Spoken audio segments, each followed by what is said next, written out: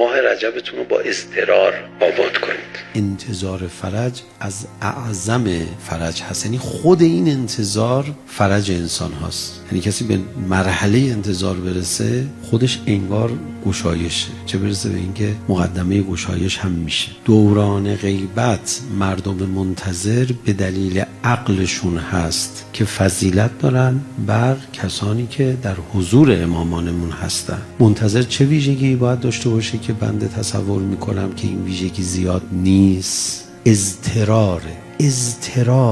ما این مسئله داریم به نام اضطرار که در انتظار خوابیده و اضطرار رو از انتظار بردار میشه موافقت.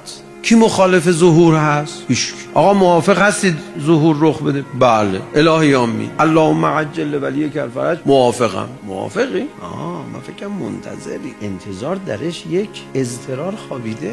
یکی از علامت‌های رسیدن به اضطرار استغفاره. میگه یا الله خدای منو ببخش. حالا خدا که نزدتش که هنوز میگه نه من یلخی برخورد نمی کنم، این گناه منو میزنه، یه روز تو باید ببخشی. حالا که من نزدم که، حالا فعلا ماه رجب و تو هم داری میری دیگه، برو. حالا چرا اومدی در خونه؟ نه خدایا این فرصت رو از دست بدم نابودم. عاقل به اضطرار میرسه، به استغفار میرسه. یکی از نتایجش ماه رجبتون رو با اضطرار آباد کنید.